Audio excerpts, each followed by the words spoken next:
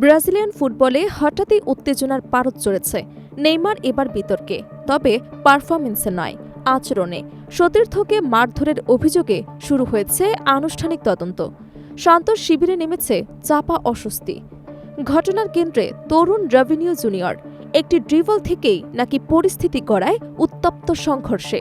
রাগের বিস্ফোরণে নিয়ন্ত্রণ হারানোর অভিযোগ উঠেছে নেইমারের বিরুদ্ধে। সব মিলিয়ে তার ক্যারিয়ারে শুরু হয়েছে নতুন বিতর্কের ঝড়।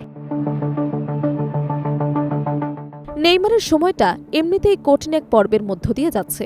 ব্রাজিল জাতীয় দলের নতুন কোচ কার্লো আনচেলত্তির অধীনে আসন্ন বিশ্বকাপ দলে জায়গা পাওয়া নিয়ে তৈরি হয়েছে অনিশ্চয়তা। ফিটনেস সমস্যা, চোটের ধকল এবং ধারাবাহিক পারফরমেন্সের ঘাটতি সব মিলিয়ে চাপে ছিলেন এই তারকা ফরওয়ার্ড। এর মাঝে নতুন করে শৃঙ্খলাজনিত অভিযোগ তার অবস্থানকে আরও প্রশ্নবিদ্ধ করে তুলেছে। ঘটনার সূত্রপাত গত রোববারের অনুশীলনে। ক্লাব সূত্রে জানা যায়, অনুশীলনের এক পর্যায়ে তরুণ ফরওয়ার্ড রাভিনিও জুনিয়র দক্ষ ড্রিবলিংয়ে নেইমারকে কাটিয়ে গেলে সেটিকে ব্যক্তিগতভাবে নেন তিনি। পরিস্থিতি দ্রুত উত্তপ্ত হয়ে ওঠে। প্রত্যক্ষদর্শীদের ভাষ্য অনুযায়ী অসম্মানিত বোধ করে নেইমার ক্ষুব্ধ প্রতিক্রিয়া দেখান এবং রাগের মাথায় সতীর্থকে শারীরিকভাবে আঘাত করেন বলে অভিযোগ ওঠে। সূত্রগুলোর দাবি, তিনি পা দিয়ে ধাক্কা মেরে রাভিনিও জুনিয়রকে ফেলে দেন। এরপরই দুজনের মধ্যে তীব্র বাকবিতণ্ডা শুরু হয়। অনুশীলন মাঠে উত্তেজনা ছড়িয়ে পড়লে অন্য খেলোয়াড়রা দ্রুত হস্তক্ষেপ করে পরিস্থিতি শান্ত করে।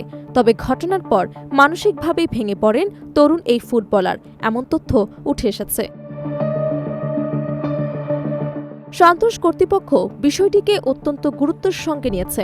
এক আনুষ্ঠানিক বিবৃতিতে ক্লাব জানায়, একই দলের একজন খেলোয়াড়ের বিরুদ্ধে আরেকজনকে শারীরিকভাবে আঘাত করার অভিযোগ তাদের নজরে এসেছে।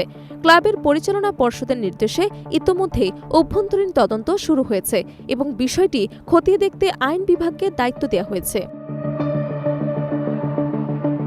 ব্রাজিলিয়ান সংবাদ মাধ্যমগুলোর প্রতিবেদনে বলা হয়েছে, রাভিনিও জুনিয়র নেইমারের বিরুদ্ধে একাধিক গুরুতর অভিযোগ তুলেছেন। তার দাবি, নেইমার তাকে লক্ষ্য করে অপমানজনক ভাষায় গালি দেন এবং ইচ্ছাকৃতভাবে ল্যাং মারেন, এমনকি মুখে আঘাত করেন। এই ঘটনার পর ক্লাবের নিরাপত্তা ব্যবস্থা নিয়েও প্রশ্ন তুলেছেন তিনি। পাশাপাশি পরিস্থিতি বিবেচনায় চুক্তি বাতিলের সম্ভাবনা নিয়ে আলোচনার জন্য ক্লাব কর্তৃপক্ষের সঙ্গে বৈঠকের আগ্রহ প্রকাশ করেছেন। এদিকে পুরো ঘটনার বিষয়ে নেইমারের পক্ষ থেকে আনুষ্ঠানিক কোনো বক্তব্য এখনও আসেনি। তার প্রতিনিধিরা জানিয়েছেন, বিষয়টি নিয়ে তিনি প্রকাশ্যে মন্তব্য করতে অনিচ্ছুক। তবে ঘনিষ্ঠ সূত্রের দাবি, ঘটনার পর পরিস্থিতি সামাল দিতে ব্যক্তিগতভাবে উদ্যোগ নিয়েছিলেন তিনি। রাভিনিও জুনিয়রকে ফোন করে দুঃখ প্রকাশ করেন এবং তার পরিবারের কাছেও ক্ষমা চেয়ে বার্তা পাঠান বলে জানা গেছে।